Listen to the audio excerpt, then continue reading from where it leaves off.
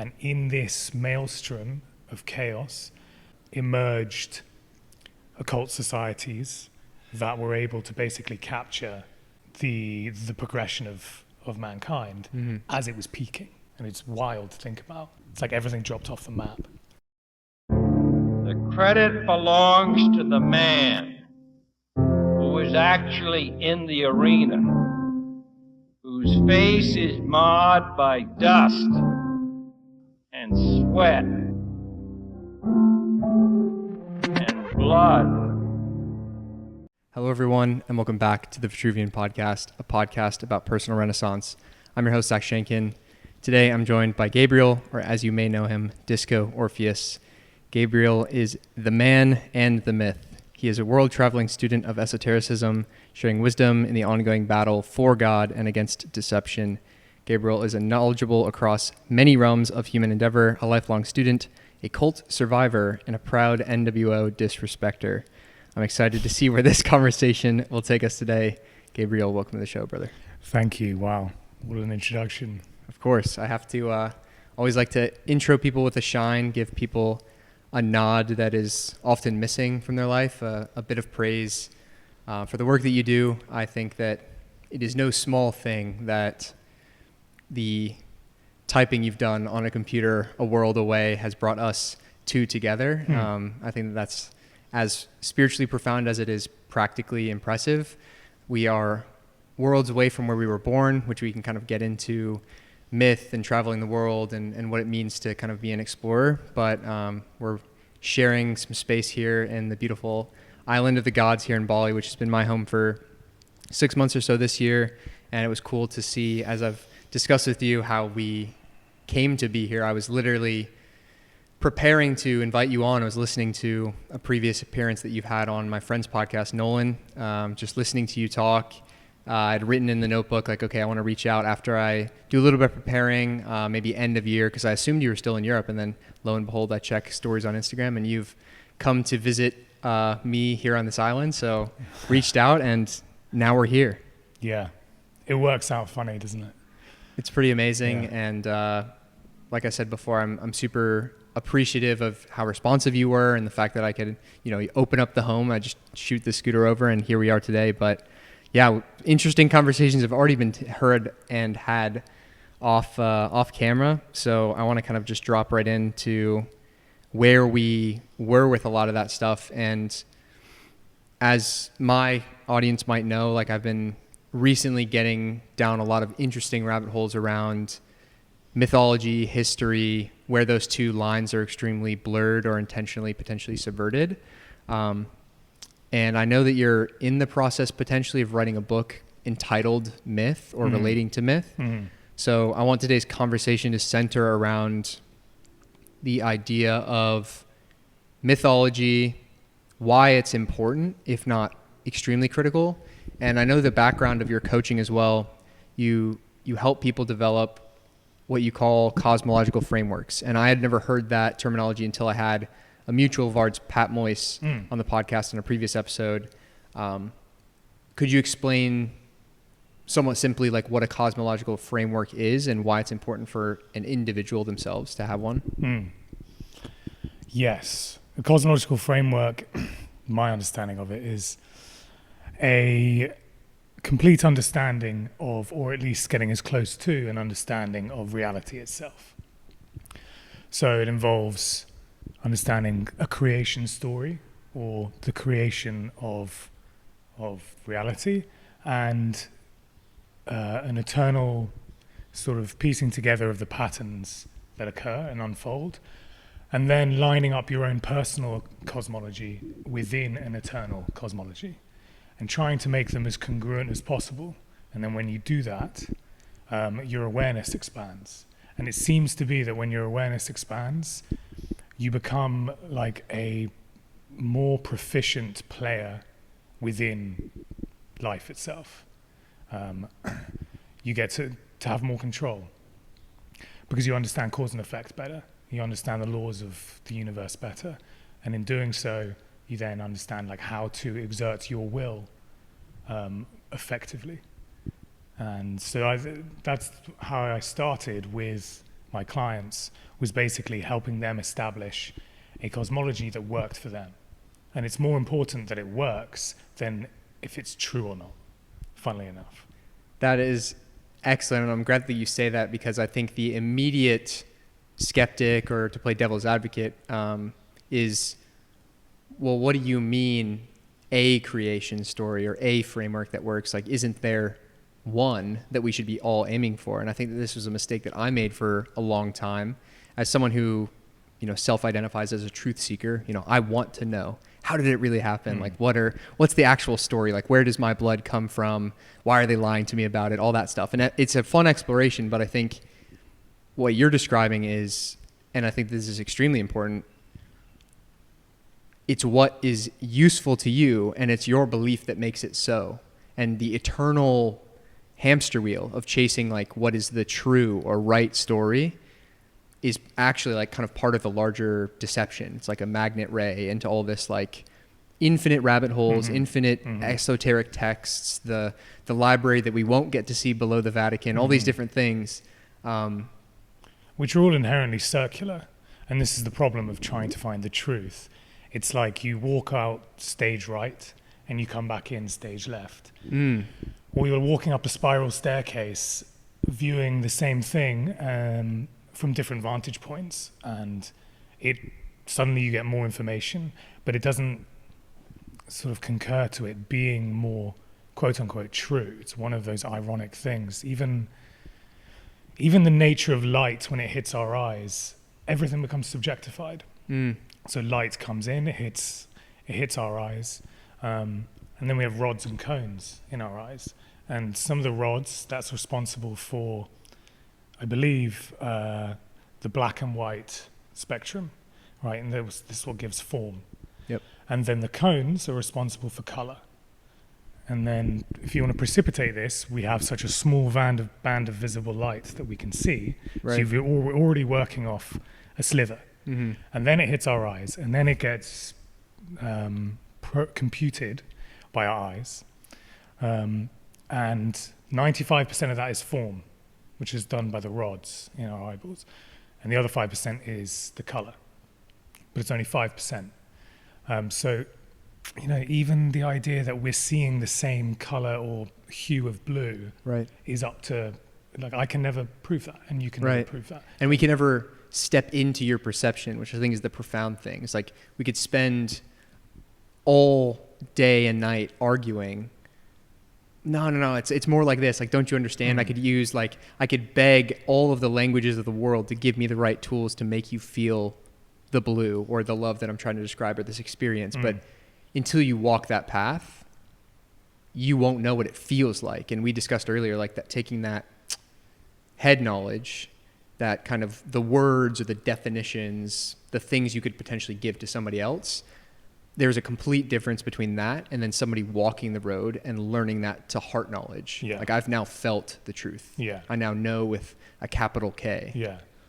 And it's interesting you brought that up, because yesterday, looking through photos on my phone, and a quote by Carl Jung comes up. It's something like, the heart knowing has to catch up with the head knowing, and sometimes that can take 30 years. And something you can intellectualize like that, but you've never embodied it, and then you don't embody it until 2 decades or 3 decades later, when certain events unfold in your life that allows you to fully integrate something. And at that point, you've integrated something you thought you've known for ages, and it's a whole different ball game. Like, it's two different things entirely. Yeah, I had a recent experience. Listeners of the podcast will know that I did my first psychedelic experience here in Bali. I did a kind of facilitated mushroom trip, and an example of that for me was, we hear terms thrown around a lot, like we're living in a simulation. There's a matrix behind what we can see. Like, we only get this tiny little visible band window, which you're talking about. But think about the source code. Intellectually, I got it. I read the books, cool, made sense, I'm on board, totally get it, law of attraction, we're there. But then in this experience, I got to literally like walk and visually see and communicate with the facilitator as well, like how much it is very much a kind of code-like matrix. And what was another profound kind of takeaway was the universality of some of the visuals I was given.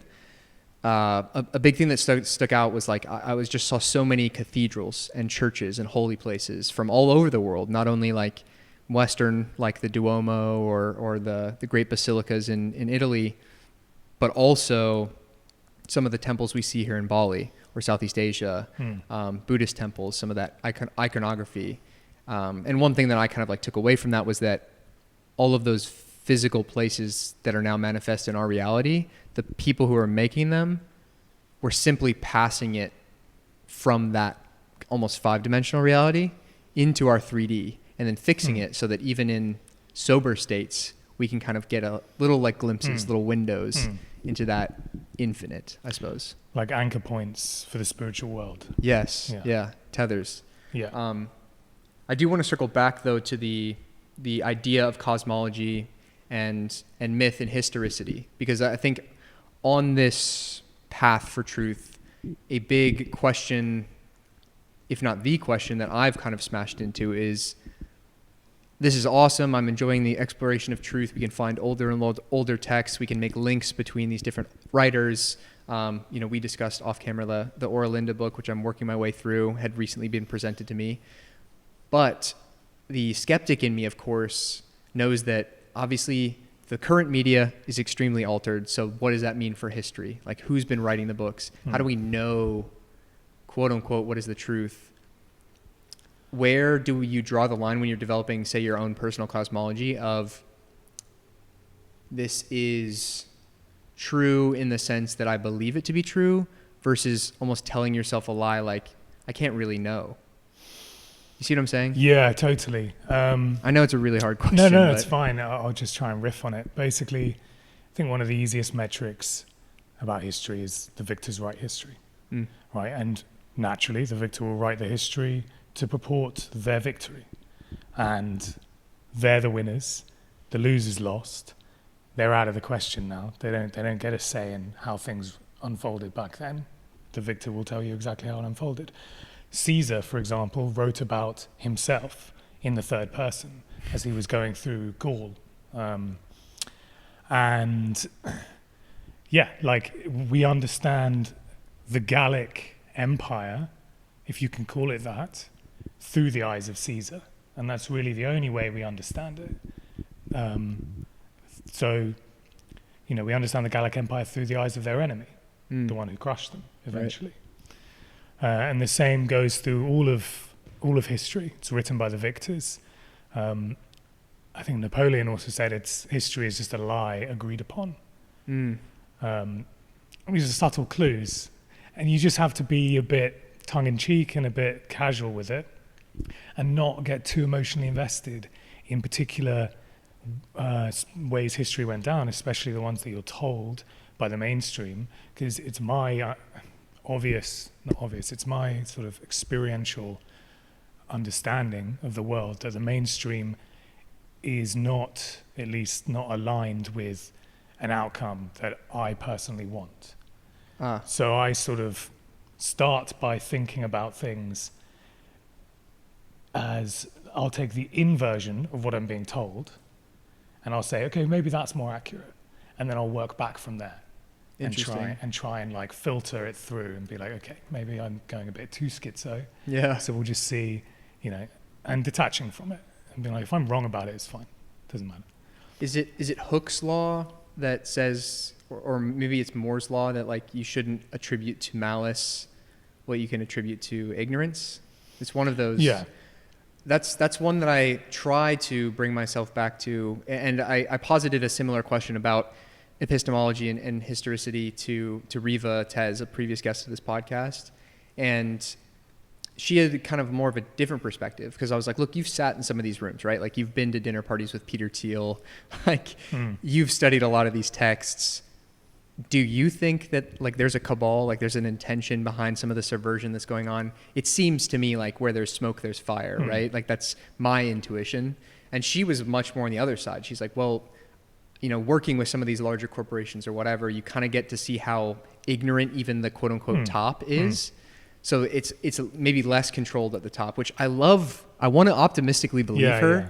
But then when you study all this stuff and you start to, dare I say, pattern recognize, it gets to seem a little bit malevolent and intentional. How do you think about that duality? Yeah, it is a paradox. There's a frame in which things occur that in this stage in world history is net negative, like seems to be going badly. And you could describe this cosmologically as the Kali Yuga, Sure. right? Just the idea that all the virtues in the world that we once had don't seem to be here anymore. And people are making decisions based on this cosmic current of the Kali Yuga, and therefore those decisions seem to be bad decisions. And it's almost like people have full volition, but also their brain is warped in some way, and so they think that what they're doing is good. Much like, I don't know, the way I see it is how you would notice it on a farm, basically. Like the handlers, a lot of them treat the world, the populace of the world, like you would treat your farm animals.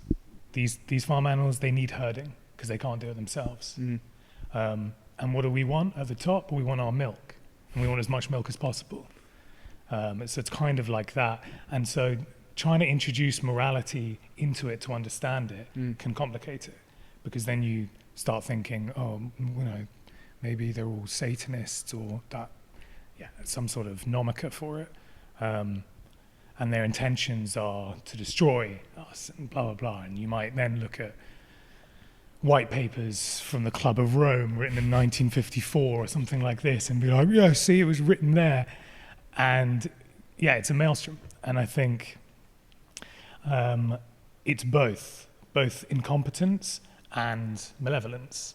But it's not like the entire thing or everyone in a company or a structure is malevolent.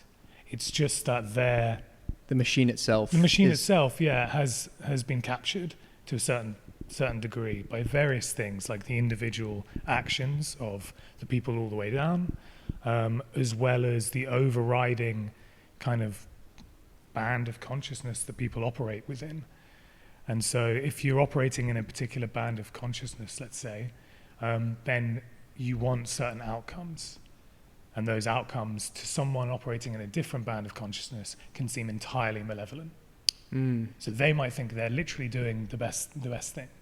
You take climate change, for example. The people purporting climate change really genuinely, I think they're, maybe not everyone. Like climate activists, kids who go to study environmental science, like they think they're helping. I'm talking about the people that run like the COP27 or whatever. Or EPA or something. Yeah. The people who fly in their private jets. Got it. To talk about Davos. climate change. Yeah. There's obviously that disjunct and irony that they fly in on private jets to talk about carbon emissions. But their view of the world, what they want to achieve is like an Edenic paradise. And it seems to me that the way they think about this Edenic paradise is that, well, it can only be achieved if we get rid of this great biomass, i.e. humankind. Yeah, exactly. So this is interesting, and I don't want to cut you off because like this is a powerful thread, but I do want to tap in on, I think you hit on something really crucial, which is like day-to-day life. Your life will be better if you place less value judgments on good and bad. A lot of it is just like arbitrary assignment. You're making your experience worse by saying like, this isn't how it should be, or this is how it should be. However, the caveat is with morality, it seems to me, at least based on my intuitions and current cosmological frameworks, I can still point at things that I think are just bad. Like the abuse and murder of children, or the useless cruelty to animals, say in like factory farming, and there's a million examples.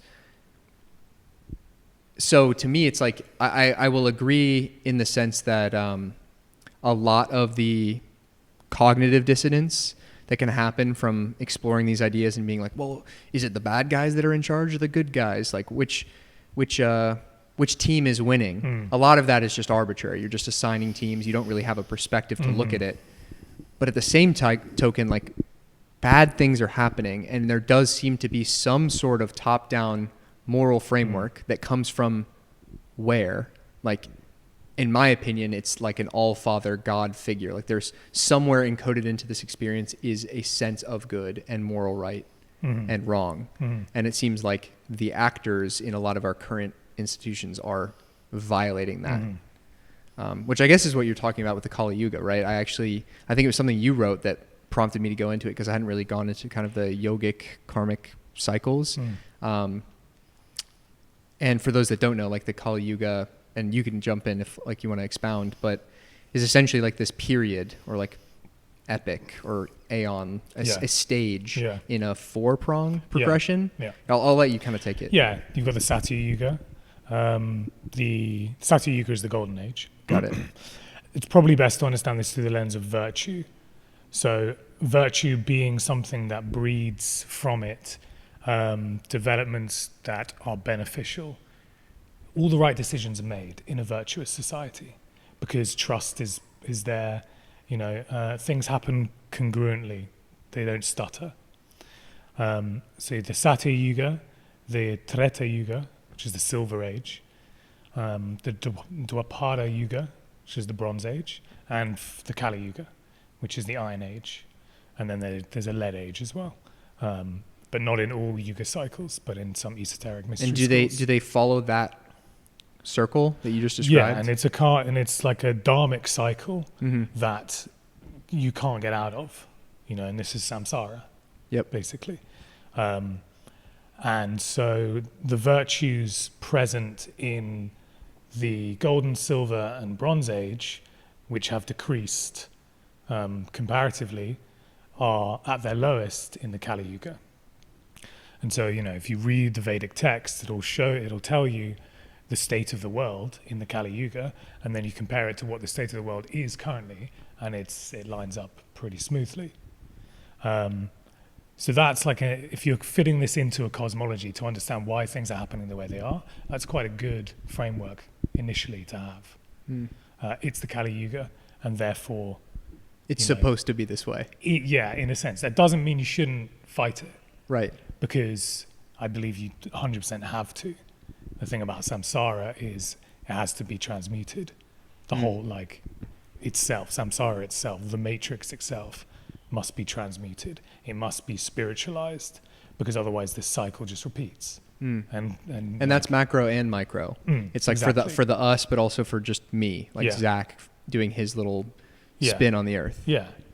Within a day. Sure. The whole Yuga cycle, one kalpa is a single day in God, basically, is the way they see it. But then again, the Toltecs, they wrote about, or this saying, which is the fate of a kalpa turns on every soul. Interesting. So it's this huge macrocosm, the idea of an entire kalpa. But it's all on you. Yeah, but it's all on you. But then it's not at the same time. And if we're going back to cosmology, understanding the weight and the gravity of it all, but then also being able to, at least in some mental frame, detach emotionally from it. Because if you can detach emotionally from it, then you're more likely to make good decisions. Which are, even though you want to make the good decision for the entire kalpa, you also need to not buckle under the pressure. Yeah. So you find this sweet spot. Yeah, I recently put out a newsletter as well as like an Instagram post about kind of the big conundrum of like vitality in our modern day. This is, again, we can call it a fractal of some of the issues we're talking about. But like it seems to me like there is intentional subversion of health. We're being poisoned at every corner. And then on the other side, it's just extremely noisy to find your way out of that. Everyone's trying to tell you carnivore this, raw meat that, there's just like a million things. Like, do I fix my light environment first? Do I train this way? Like it's too noisy. It's a lot of noise. And so I created kind of this sphere within sphere model, taken from the ideas of spheres of influence. And I think that it applies to like every vertical in life, in that if you want to eventually affect, say, systemic change. And I was having a conversation with a friend. We were kind of just bouncing back and forth of like, how would you actually build a country, like a nation, a virtuous state that we all agree upon the same kind of terms and conditions essentially, and like we can scale. And it's if you actually just sit down with a friend or even with yourself and think about it gets really hard really quickly, because you and I might be like, oh yeah, cool. Like we'll definitely, we'll do school outside. The kids will eat well. We'll teach them about fighting, and, we'll agree on our terms, conditions. We might be able to get somebody else in the house to agree, get a couple people. It's 5 people.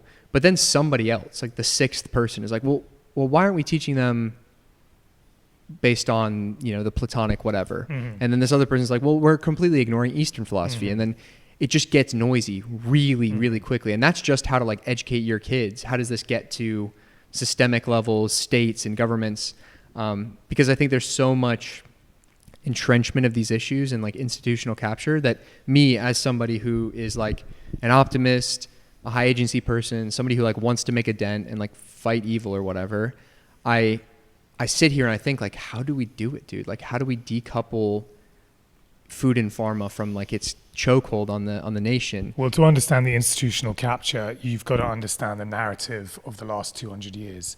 And I've been having conversations with a few friends about this, and really I was having realizations about it over and over again, because my 19th century history was not particularly strong.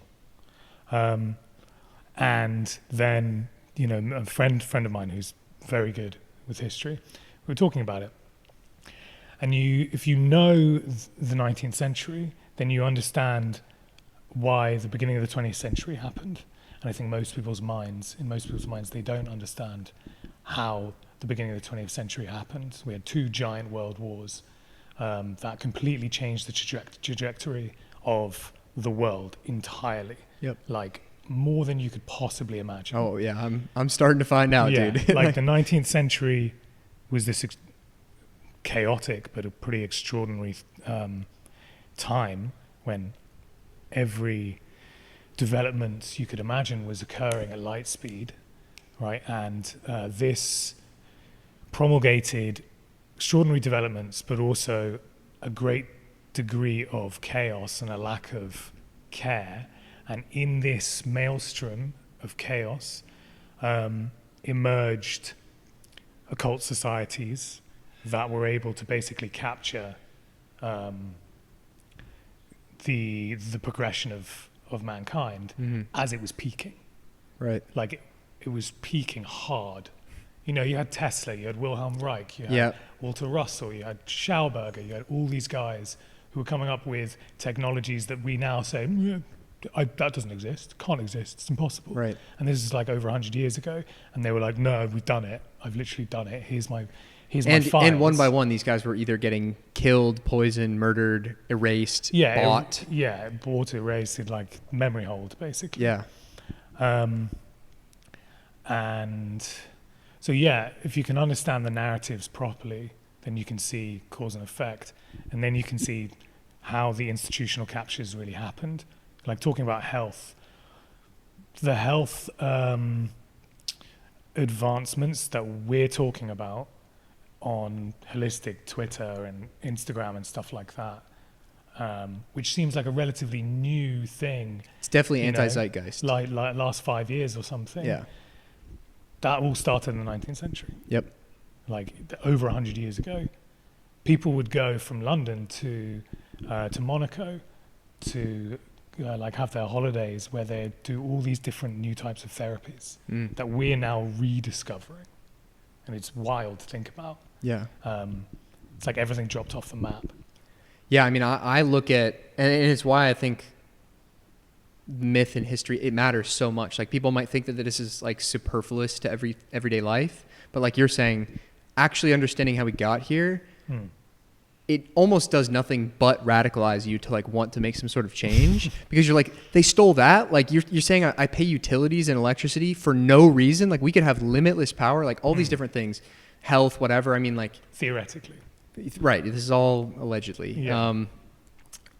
But yeah, you start to the myth in history is like really, really core to engaging as an individual. And a lot of people might say that it's superfluous, but again, I think it is extremely central. Like it is paramount. But what I was saying about like, okay, now we're here, right? So like we can kind of, whether you do understand or you don't understand, if you're at the stage where you acknowledge that there's issues or stuff that needs to be healed or fixed or altered, or maybe a parallel institution built, it's still a big problem. Like it's a complicated question to answer.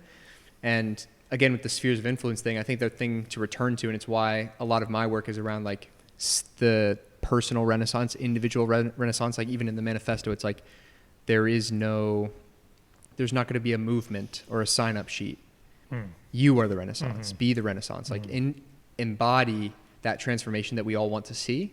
And it is through that one vital, awake person who engages in personal renaissance, then they can affect their family. And then that family that's reinvigorated with life brings their whole community in. And now we got like 4 or 5 families that are all like vibing well. Yeah. And then that community might be like, okay, how are we going to raise our kids? Now we have a new system, an education system that can theoretically get given to other communities. Now we have kind of like a functioning state. And then it just like trickles up or kind of amplifies in spheres of importance. And it makes this big problem really, really small, because it's like, how could I ever fix healthcare? Yeah. Well, dude, you don't have to. You just have to get crazy vital. Yeah. And then start telling your friends. Expand your morphic field, essentially, like your aura. Right. Basically, and that morphic field expands, become like sort of meshes with others, and you get a bigger bubble, and then that bigger bubble, and then alongside the morphic field, this idea of a sort of electromagnetic aura that's expanding is the physical material structures that come with it, that are kind of born out of this mind, which is you could describe as the morphic field, the aura. It's like we have a brain, and the brain is the computer, right? But the ideas themselves are born in different realms, essentially. We just compute them, we just process them. Like we get access to them. Yeah. You know, like things come at particular times because they need to, and if you ignore those things, you have an idea about something and you ignore it, it has to find a different outlet, so it will go to someone else, and it will come through someone else. So it's important for people who like have agency, want to have more and more agency and vitality, that they seize upon these ideas and try and work out how they can be implemented. And then we'll have this like wider renaissance that you're talking about. Yeah, and I think it's actually, what's crazy is when you have that perspective and then you just go about your life. What's nuts is if you continue to try to like find your people, whether it's in your local community or online, like kind of what we're doing here, you realize that the crazy ideas that you had in your head, other people were having them. Other people from different upbringings, different parts of the world, completely different life paths to you. It's like you also want to like build this cool community, and like you wanted to build this business idea, or you wanted to like train the education system this way to like raise our kids with this idea, like in crazy granular detail. Like you kind of elucidate out to a friend like, hey, I had this idea, and they're like, dude, I had the same idea. Yeah. It's really cool because you start to feel less isolated. And I'm writing a piece about this right now about like kind of free will. And a big problem, I think, with the current zeitgeist of like the new atheism and the Church of Graphs and this hyper materialistic paradigm that came in kind of like as I was growing up, as we were growing up, like it made everyone feel like you're just kind of this genetically hard-coded animal in a fully amoral arena. And it leaves you feeling super alone, because it's like I literally just have to fend for myself, the human animal. Like nobody's on my team. There's no interconnectedness. But when you start to entertain the possibility of things like parapsychology, like that there is this, not only your individual consciousness and ideas, but the we are also thinking. It's really cool to start to see it in your own life, because it's not just like we're all copying stuff that we've read from somebody else. It's like, no, like these ideas exist. Like in some sort of strata that we, again, with our rods and cones can't totally see, but it becomes incumbent on those that have additional sight to try to pull it from the ether. I've kind of described it before as exactly. Your obligation is to make your dreams real to somebody else, as real as it is to you right now. Because in your dream, whatever your aspiration is, it feels really real. Like you could describe exactly how it is. You can walk it through visualizations or actual dreams, like in the dream house that you have or the dream life that you have. But I would just be wasting my breath trying to tell you about it, and especially tell somebody who's in like the old paradigm, like say a family member or like a friend, and they're just like, yeah, man, what are you talking about? Like, this is crazy talk. So you just need to save your breath, you, the random agentic person, and show them. Like, that's what it's all about. Yeah. Just go and build it. Yeah. That's how you like you said at the very beginning, like inflict your will. Yeah. And this is the difference. Well, firstly, I'd say that atomization is clearly deliberate. In this institutional capture that occurred Completely during the agree. 20th century. It's obviously deliberate. But then beyond that, this showing your will is you start off in a position of faith that it'll work out, right? Trying something new. You have to have faith. Right. And Belief in the unseen. Yeah, exactly. And faith is like a father will have faith that their children will, go to school and make the decisions that they've been instructed to, or like been sort of promoted to do when he's not around. Right. So you have faith in your kids. But you have to go from faith to trust, right? And trust is the opposite, which is where like a child will trust that their father or mother is making the right decisions for them. And this is the relationship that you can foster with God, essentially. As you move through your life and do the things that you want to do, you have to go from a faith mindset to a trust mindset. And if you can be in the trust mindset, it seems to be part of the battery that makes things materialize for you that you want in this kind of manifestation. So in the example though, wouldn't that be inverting the creator and creation role? Yeah, I suppose because then you are now the father trusting. Yeah, that was more to just distinguish the difference between faith and trust. Sure. Because some people would say, well, they just sound like the same thing. Definitely. Faith is a hopefulness. Trust is a knowingness. Got it. So you want to be in that. Yeah, the way I've described it before, like I guess to just expound, is that like faith is I am believing in something that I have no evidence for. Trust is this person,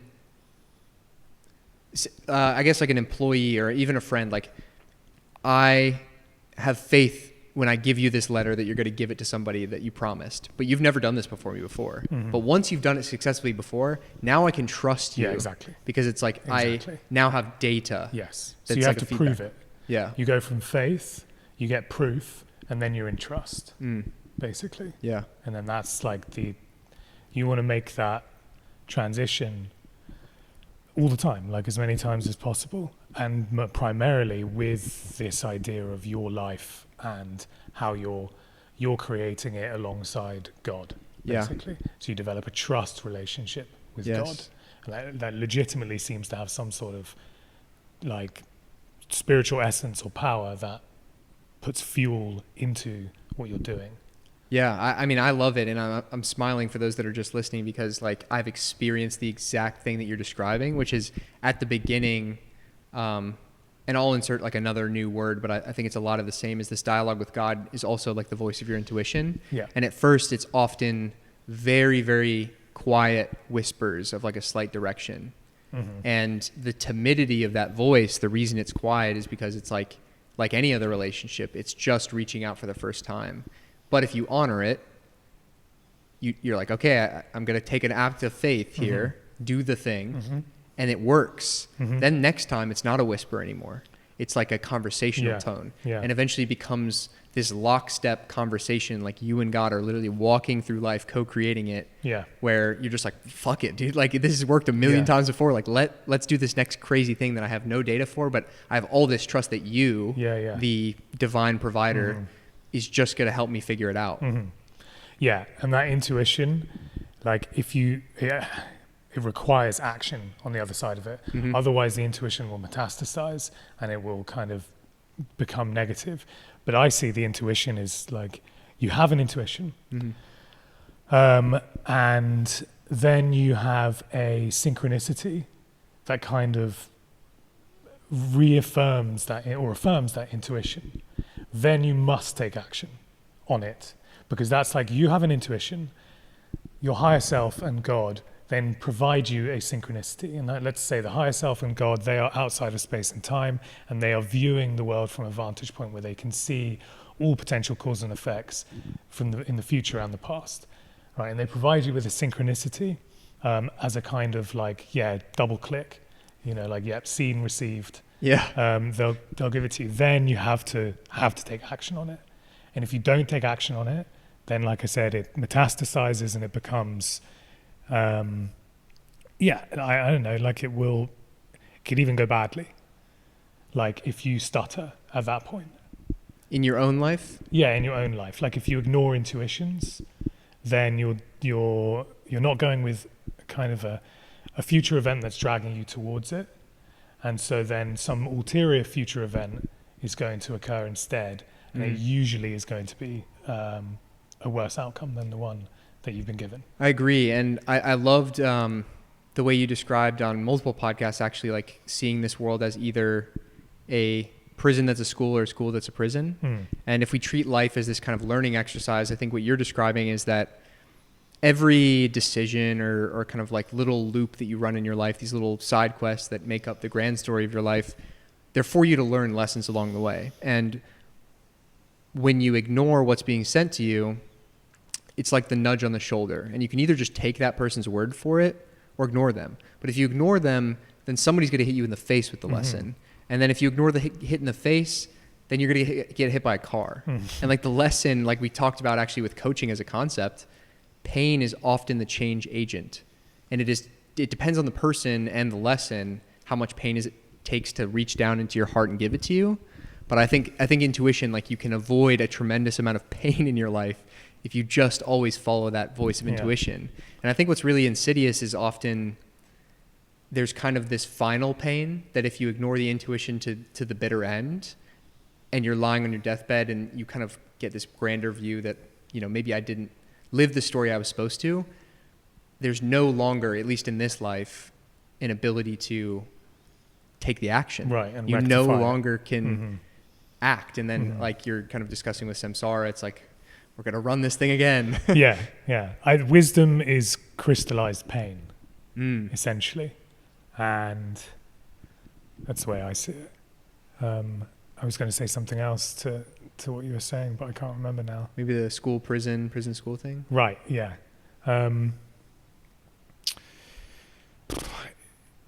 It's really all about embracing paradox and being able to accept it and not get too upset about paradox, because there seems to be like this sweet spot in the unfolding of your life where so many paradoxical things have to be embraced. And if you can get over that paradox, then mentally, intellectually, and spiritually, then you become a player, because you've let it go. You let go of the what it like should be this or should be that, or it's both, and you just let it unfold. Take the action where it should be. No, what I was going to say was, oh god, no, I forgot about it. It's okay. No, I'll touch in on the paradox point, because I think it's extremely important. And honestly, in the length of this podcast already, we've probably already each said multiple things that seemingly contradict one another, like truths that are on both sides of the coin. But I had a mentor that I met actually here in Bali, and he the best kind of phrasing he has brought to me for kind of all of these big questions, all of the great questions, like even the free will thing I'm writing right now. Is it free will or is it fate? Right. Is There we go. is It's a the huge script already paradox. written, or am I a total free agent? If you spend your time wrestling and having to answer the false binary, which it is a false binary, you'll drive yourself mad. People have driven themselves mad trying to solve that exact problem. People have started wars, torn down churches. Like, it's insane.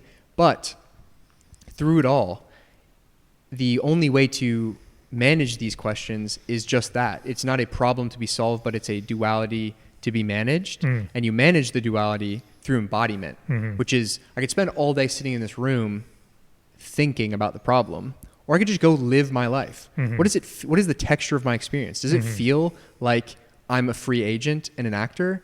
And the conclusion of I'll spoil my own newsletter that I'm writing, is like, you are infinitely powerful as a free agent actor right now, and you are absolutely helpless to the tides of fate in the macro. Yeah. Like, you could not have told Yeah. me even just a year ago, but let's draw it back a decade, the story of what got you here. But for certain, when I texted you this morning, you knew damn sure where you were going to be an hour later. Yeah, the macro is shaped, and I think the macro for your particular life is shaped by the cause and effect patterns that have occurred in previous lives, and we're going off the model of reincarnation here. Yeah. And then within those parameters, like the micro, this is your free will.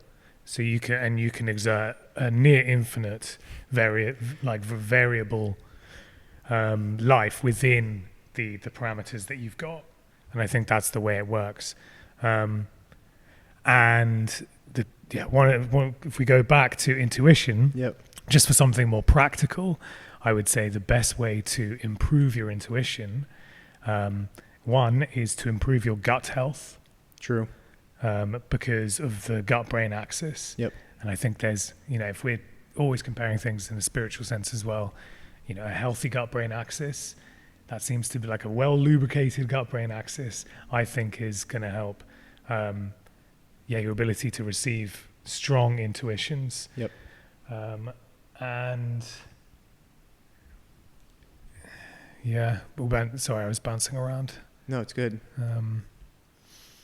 And then the other thing that will improve your intuition is to be able to think about the relationship between things at all times, as opposed to the things themselves. Like, how do things correspond in your life? Right? And What would be an example? Well, it's also it's known as constellating. Okay. Okay, this is a way to think about the way your life unfolds. And so, if you can constellate properly, it's being able to see large cause and effect chains. And this is done retrospectively. Normally, yeah. But when you get good at it, you can do it in real time, Wow. basically. And yeah, so instead of seeing the cause and effect between cause, effect, cause, effect, cause, effect, cause, effect, you've got a cause. And then when you've got the effect, Yeah. like 7 or 8 cause and effect chains down later, Right. then you can quickly make a deduction of which cause led to that effect. Yeah, like for instance, like I needed to go through that super painful breakup 3 years ago, because if I had stayed with her, I would have, stayed in this other city, and it wouldn't have let me come down this crazy path. Like, that's an precisely. example of constellating. Yeah, and if you can practice this and you can compute that constellation quickly, the more you practice it, then you're able to like code reality in real time better. Interesting. Basically, it's like how you can, because then you're aware of certain causes, and then you can imagine certain long-term effects from those causes. And kind of like steer the ship. Yeah, and you're steering, instead of just A to B, you're steering A to Q, Wow. right? And this is just a way of thinking. Yeah. And then you establish constellating with, what powers constellation, or what powers the chain, intuitions. So then you tie in intuitions to those, to the constellation chain. So the cause that you make and the desired or imaginative effect that you would have, and you code that in and you use your intuition. Like literally writing a map. Yeah, exactly. Yeah, the intuition. Okay, there's going to be a river bend somewhere along here. Right. Yeah. Avoid the dragon in the layer over here. Yeah. and it's it's an incredible thing. And if you get good at it, then like, I don't know, I got good at it, and my life went from the worst thing that could have ever possibly happened to the best thing that could ever possibly have happened, beyond my wildest imaginations, in a single year. What do you want to open that up? I'm sure. I know it's a grander story. You've touched on the kind of cult escaping situation on other podcasts, but I'm curious the flip. Like if you could just paint like a brief caricature of the before and after there. It's like you meet. I'm not going to go into too much detail at the moment, but it's like you meet certain people, and you realize, oh, I would never have met this person had I not done something 2.5 years ago that seemed completely inconsequential at the time. And like that's then not related to the other things, but you also the other things had to then occur for you to be in the right place for that relationship to occur properly. So then you start to see your life in this narrative properly. And I think, sorry, my mic was too high. And then if you can use narrative for your life, then you're giving structure and form for your life.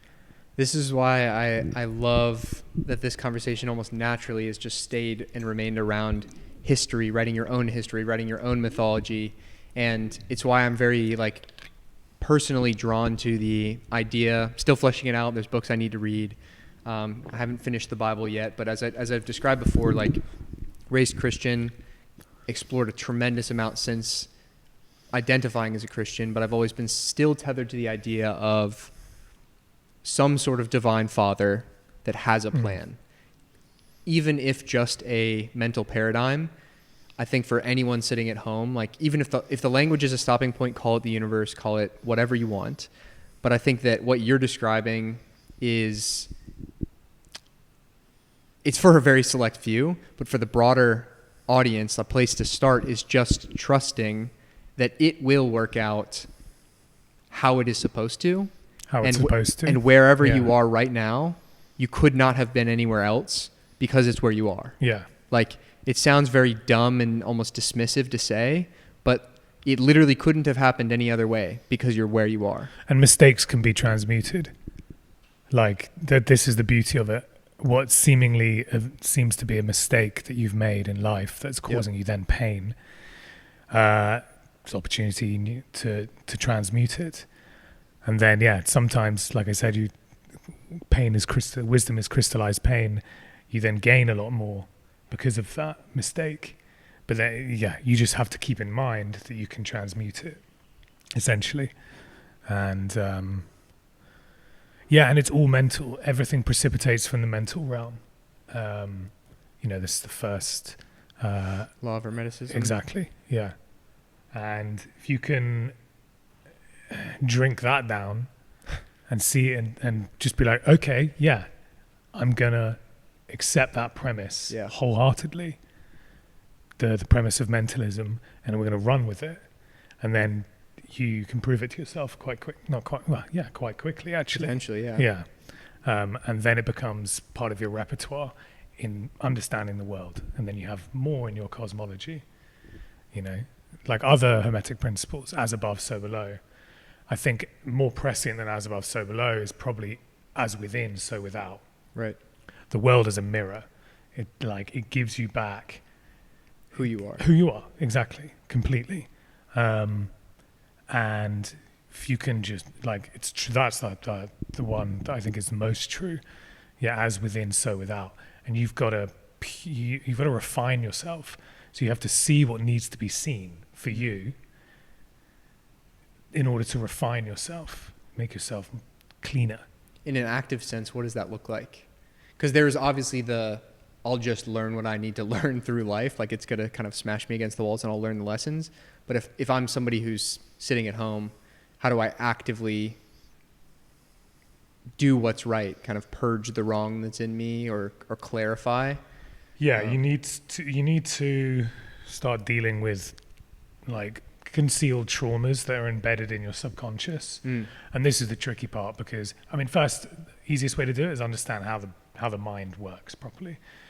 Maybe Pat talked to you about this when you spoke to him. Probably. You've got the subconscious mind. This is like a data file storage. and it stores all the things that you've ever witnessed, and they're just like dead files basically, but they're running. Right, they're like latent. Yeah, but they're clogging up the RAM in your mind basically because they're still running. Yep. So you kind of need to try and clean those. And one really good way to clean subconscious things is, pay attention to like feelings that you'll have at certain points in that you're triggered by. Right. To have a quick think, why am I triggered by this? See if it happens again. If you start to see a pattern, just think, okay, maybe this is a good pattern. Then you can purge it through the use of symbols, essentially. So you could take an emotion or attached to a particular event, perhaps, that you've identified as something traumatic that you need to deal with, and then you can like energetically project that into a drawing or a word or something physical that you've created. It could even be a stick figure that you literally make out of twine and a stick. And then you can take that and you know that this symbol represents this. You take that, you can burn it, and then you can go out somewhere by yourself, like maybe on the beach or in the woods and stuff like that, and make a little ritual of it.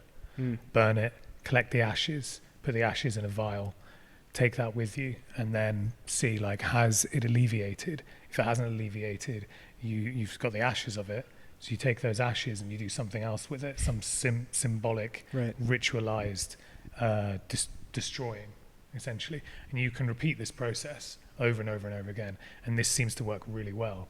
Interesting. Legitimately, for getting rid of like subconscious baggage and trauma. And if you can just like do that, and so then you sort of clean yourself, you clean these subconscious traumas. Another way to do it is you let the subconscious trauma play out in this so within or as within so without dichotomy. You let it play out in your life, and then you think about this bad thing that happened to you. What is that linked to? How did I create this situation? Right. That's a big one, I think. It's just like, if life is this grand teacher and it is the mirror, what in your life do you not like the way it's going, or consistently causes you a tremendous amount of pain? Like, what is it? An aspect of your job? Is it a certain person at your job? Is it a relationship that you're in, a family member? What about that family member? And then just kind of like getting very curious about, like you're saying, like what is eliciting an emotional response in me? Like, what are the and potentially why? Like, what are the consistent ingredients here that are going on? And I honestly think that like awareness just naturally begins the healing process for you. Like simply just by becoming aware of the issue, you don't necessarily have to, go to the woods and burn a little effigy. You absolutely can, and I'm not dismissing the immense power there. I'm just saying that I think like for a lot of people, it's we've climbed pretty far into the clouds a little bit with some of these ideas, and I want to ground it in like, okay, but where does the rubber meet the road for a lot of people? And I think that that's simply it. It's just drawing awareness to your patterns, starting this dialogue with me, myself, and I. And I think some people, I think about this a lot because like I've just tended towards being like very self-aware since a young age. So I was just maybe like further along, I guess. But I do think it's a skill that can be curated, though. Qualities that you accrued from former lives. Right. And I'm glad you brought that up, because I wanted to circle back around to, you have this breakdown between the eternal soul or something to that effect and the current. Want me to explain it? Please do. This is things that I learned through studying Steiner and then Rudolf Steiner and anthroposophy, and then coming up with my own way of describing it. And I would say that everyone has two eyes or souls or selps. Steiner and Nietzsche would describe it as the selbst.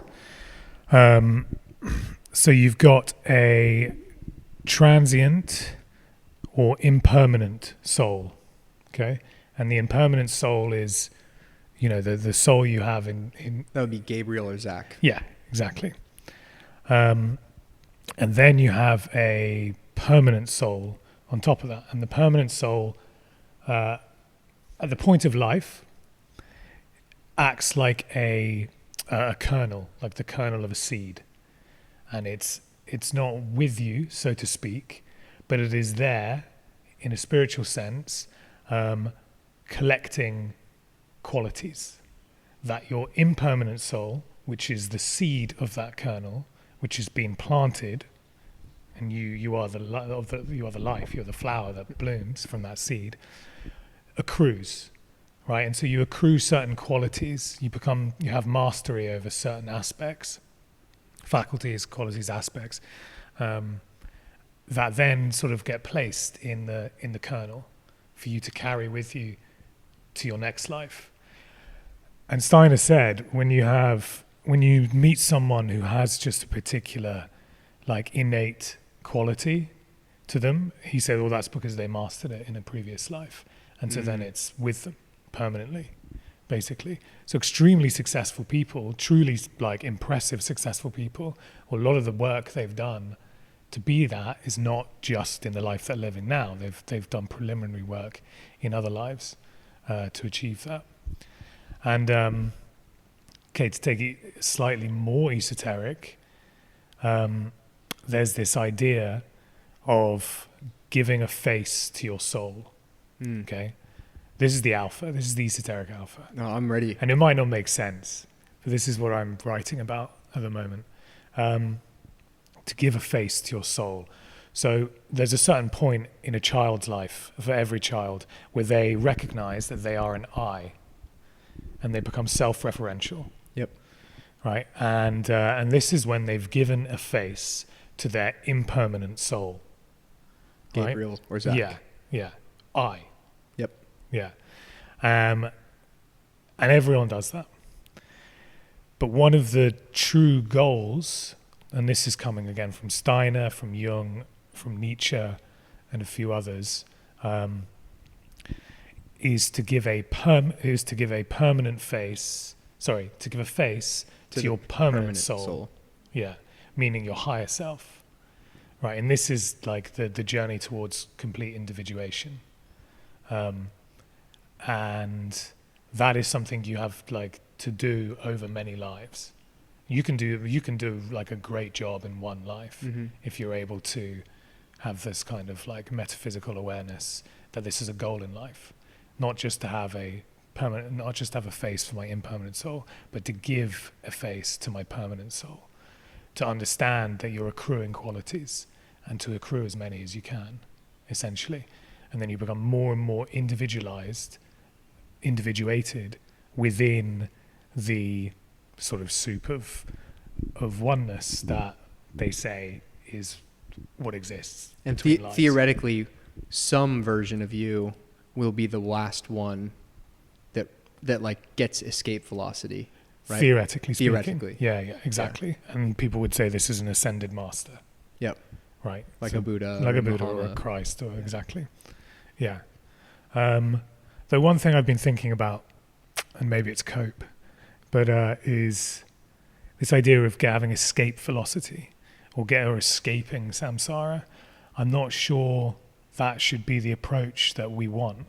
I think the approach should be transmuting samsara entirely. Could you argue that that's a semantic difference?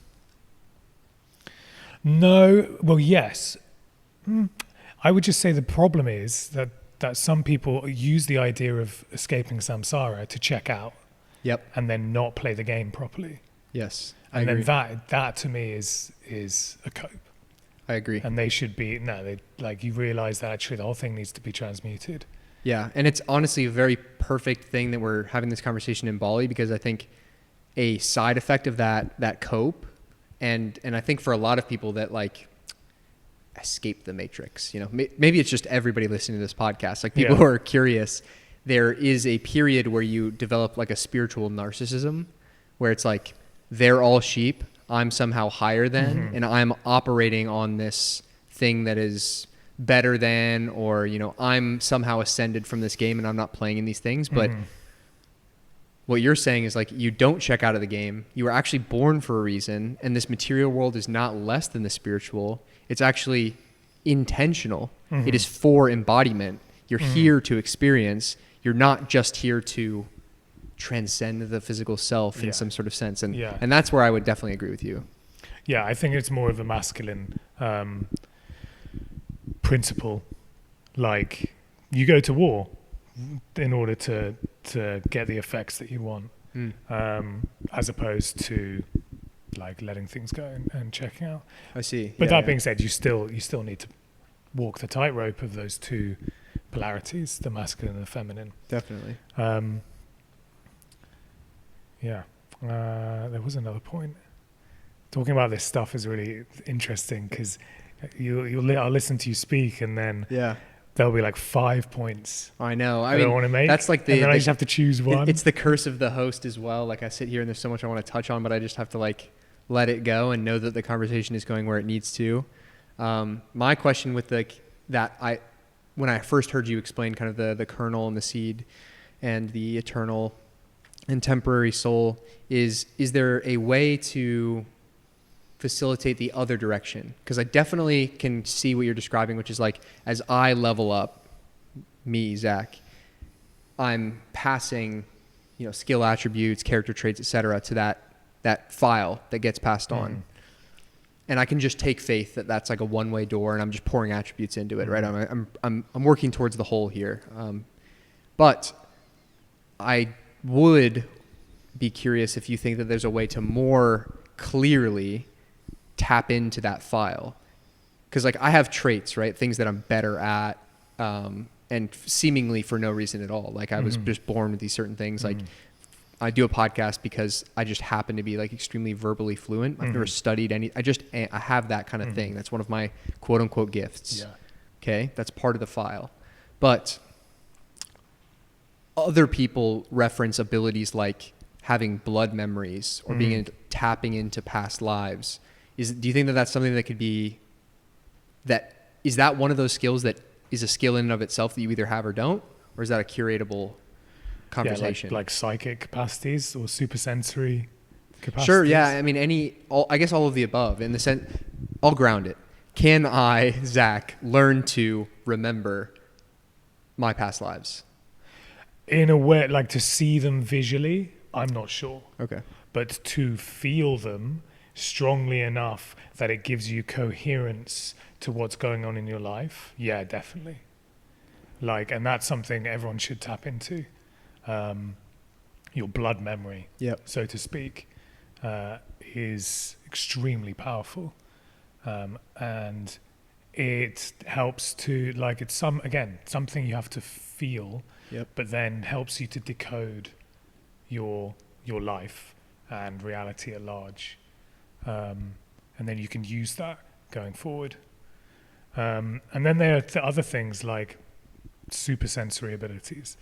We're going really heavy, not heavy, but heady. Supersensory abilities are like clairvoyance, clairaudience, clairsentience, and like clairvoyance, being able to see. Clairaudience, it's a olfactory, like hearing thing, and clairsentience is like this divine knowingness, and those are skills that you can practice as well. And there are ways to do it. Like, again, Rudolf Steiner was particularly good in explaining how to develop those supersensory abilities. He called it becoming the spirit man, essentially, which is somewhat similar to Nietzsche's Übermensch. Yeah. Through a different lens.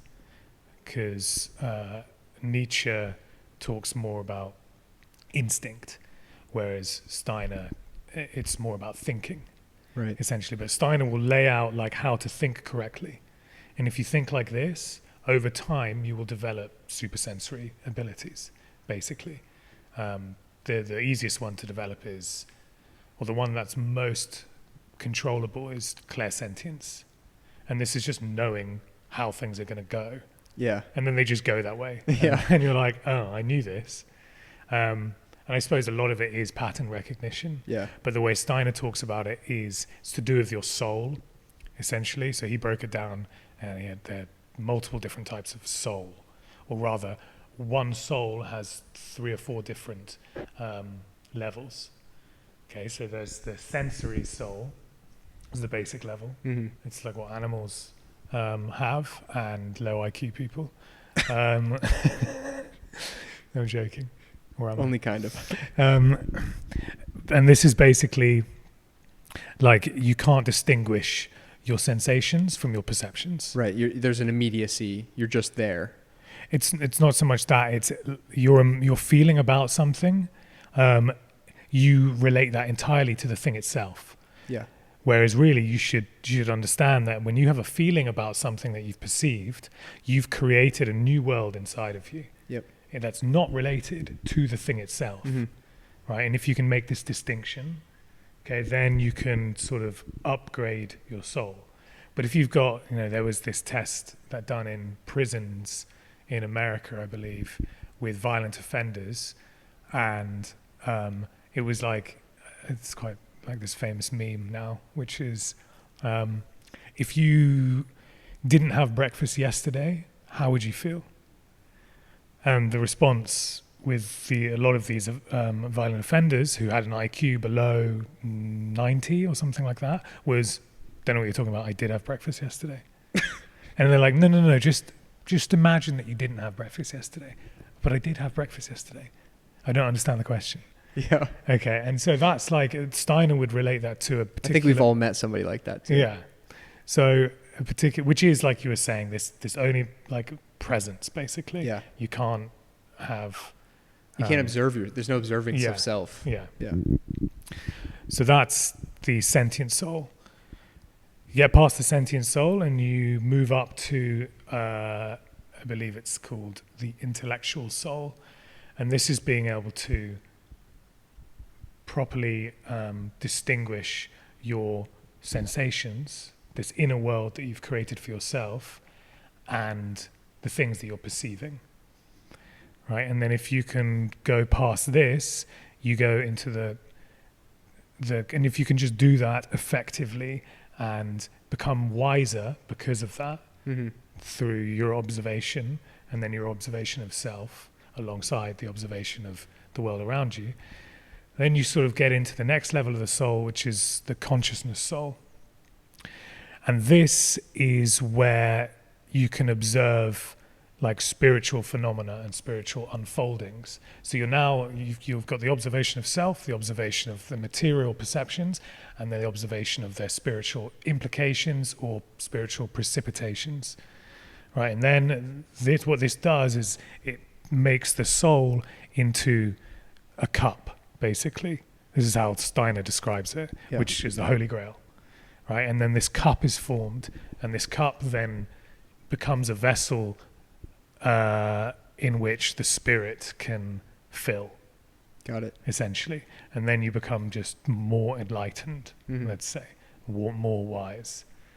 So, yeah, this is it's an interesting way to understand, framework to understand the soul. It's very interesting. And without turning it into a podcast just about this concept, I want to kind of back out and ask more of a meta question that I also posed to Pat, which is, we've discussed a lot of things, wisdom traditions, esoteric knowledges.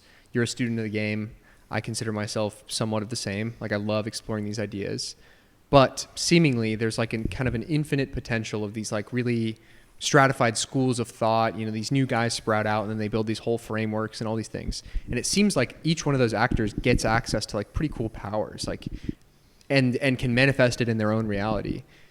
Now, I asked Pat, like, how, when you're studying this stuff, do you know if it's the bad guys or the good guys? And people might be familiar with like the left hand or the right hand of the occult, right? Which is like, good guys can use magic, bad guys can use magic. This is tending what they do with it on both sides of the fence. Yeah. But recently, through getting connected with the Aura Linda and then also reading through the Bible and what I think it's trying to get at. Again, I'm still working on it. I've always had this kind of intuitive feeling, like my answer is always that like I'll just know, and nobody can get between me and God, and like that is going to be the ultimate truth. So I can basically assess based off feeling if like, oh, is this like a bad guy or a good guy? Because in the biblical narrative, Satan, Lucifer, tempts Christ with all the things of this world. And I think oftentimes that's exactly how they get really high agency people off track, is that they tempt them into these other games. Say like a perfect example is money. Yeah. Like they take high agency people like you and me, and they're like, dude, if you applied all this horsepower to a business, you could get fucking rich, bro. And then that looks like OnlyFans management, or that looks like selling vapes, or something just destructive generally, but extremely lucrative. And there's a bunch of different verticals to this. But I'll ground it and say this, that like the truth and like why I like the simplicity of like the All-Father narrative as potentially like the truth is that it is simple. And like truth with a capital T should always be simple. Meanwhile, a lot of our conversations here, arguably, have been very heady and very convoluted, potentially. I don't want to assert any sort of direction there. How do you think about that when you're kind of studying these frameworks? Like, how much of this is almost like just illusory magic that can definitely produce real results rather than like God's plan for me and or good guy? Well, I think the concept of the self is, to me, very important and very strong. The dissolution of the self into the oneness, into the monad, I think is a psyop. Okay. I think it's a psyop in order to dissolve those of great potential, spiritual potential, which can be actuated into material change in the realm, let's say, and to basically, capture them. Yeah. Because I think that the monad, let's say, isn't God, so to speak. A little like, demiurge action? Yeah, it's like there's two things going on. There's two holographies that we're interacting with. And one tries to appear like the other all the time. Deceiver. And you have to be vigilant and aware of which system you're actually like operating with most of the time. And do you think that most of that distinction is made through intuition? For me, it's been, Same. Yeah, completely. I've never read a book about it that's described it properly, although I've read lots of things that refer to what I'm already have made assumptions about, just based on the way I'm thinking. And this is like, I'll drop just a teaser to like follow along, because at the end of the year when I finish the Bible, I'm going to do like kind of a what I felt about it podcast. And that's something that's really interesting about the Bible. Like, it's a weird book. In fact, it's a library, not a book. But I'm starting to get this feeling that there are multiple entities being described all under the same terminology of God, Lord, and Savior. And they feel very different if you're reading the first 5 books of the Bible, the Gospels, somewhere in the middle, and like the Psalms. Like, and you can literally, if you actually walk through the Bible and read it, which is why I set out to read it in the first place, is like, okay, what does this book actually tell me? What does my intuition say about it? So yeah, like you're saying, like I can actually feel the difference. Like, this is actually the deceiver. Yeah. This is the demiurge who demands to be called Lord and uses the same language and promises you things, potentially salvation or Exodus or whatever. Not making any assertions here, but that guy is very different from what I feel in my heart and know is like walking lockstep with me and has a plan for me. Yeah. I think when you rid yourself of confusion, morality becomes quite simple in that respect. And so your intuition with script and texts and stuff isn't, for me, I don't know, maybe I'm just speaking for myself, but isn't that challenging. Like, you have this intuition. Yeah, this seems right. Yeah. Based on the morality that I've just seemed to have had my entire life. Right. And this doesn't seem right. And then you've got things like the non-canonical gospels. Oh yeah. Which make people extremely angry And I don't get it because, like, I didn't realize, I wasn't raised Christian, although I was Yeah. baptized.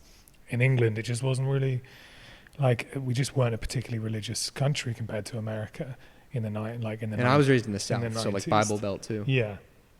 And so I didn't really know about the difference between canon and non-canonical scripture.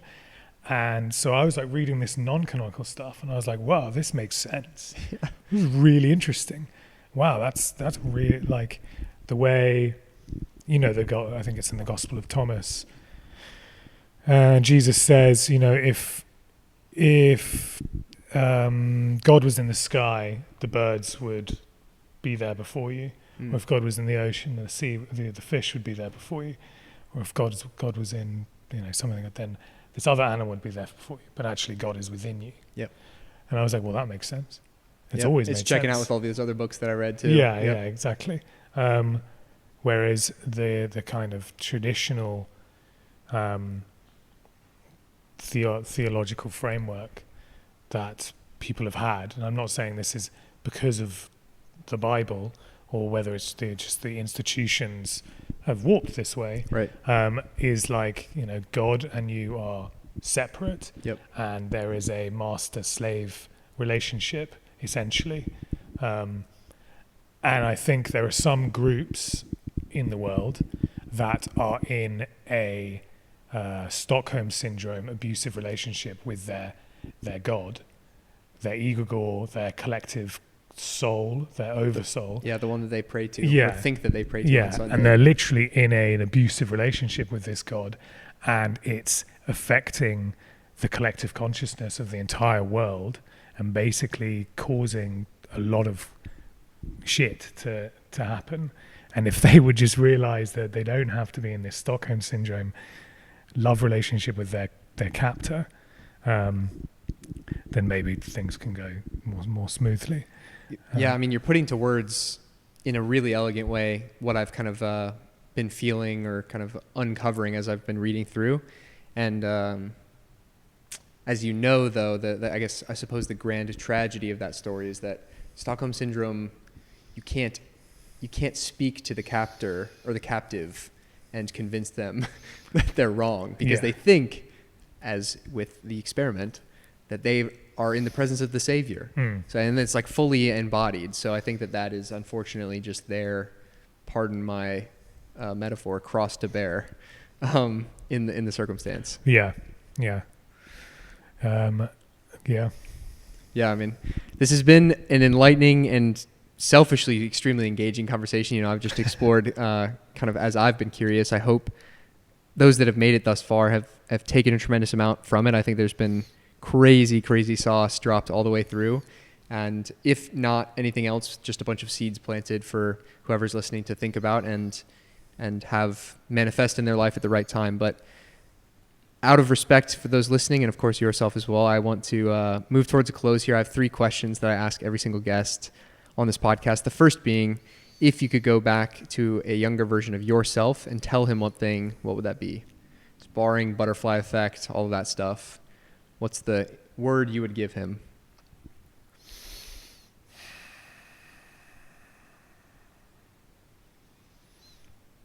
I'm tempted to just say nothing, actually. But that's a lame answer. So I would say diligence. See things through to the end more often. Amazing. Secondly, what is one quote that's always stuck with you or that you try to live by?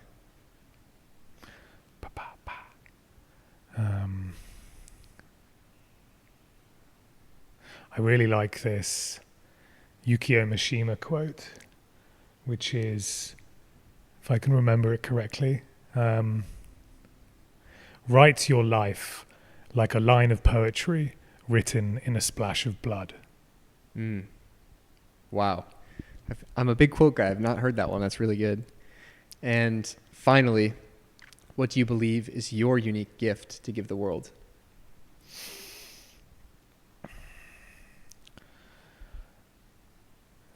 A coherent vision a coherent story that people can get and anchor themselves in, which is going to help them in their life, I hope, like tremendously. Like a narrative, basically. And this is why I'm a writer. I always was writing, and I understand the world in story fashion. And yeah, so then they can anchor themselves as characters, or the main character. Amazing. This has been awesome, Gabriel. Where can the people find more of you, and what are you working on that you're excited about? Find me on Instagram and Twitter, and YouTube. I'm just going to be making a YouTube. Let's go. Yeah. So I'll be posting on that, and Substack as well. My man.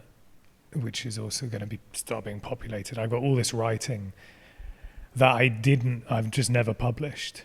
Nice. So it's like I've been writing. I've been a writer for freelance writer for no one. Yeah, exactly. Yeah.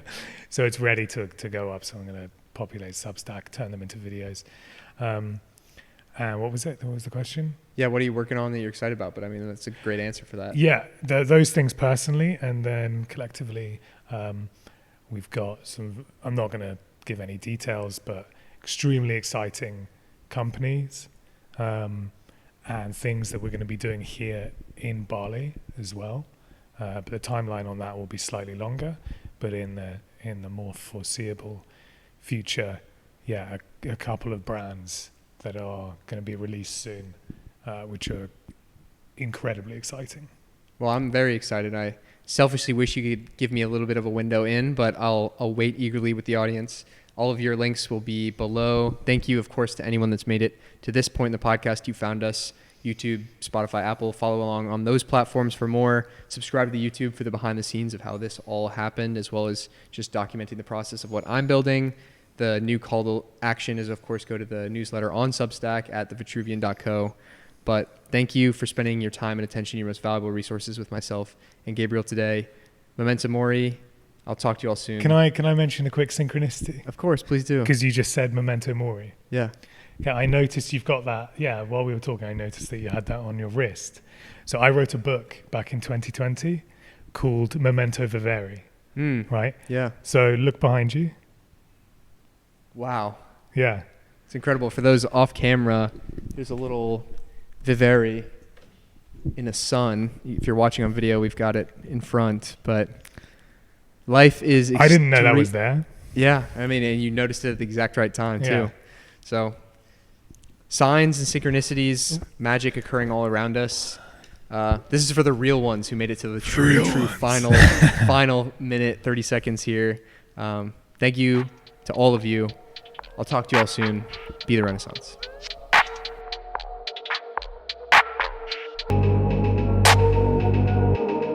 And if he fails, at least fails while daring greater, so that his place shall never be with those cold and timid souls who know neither victory nor defeat.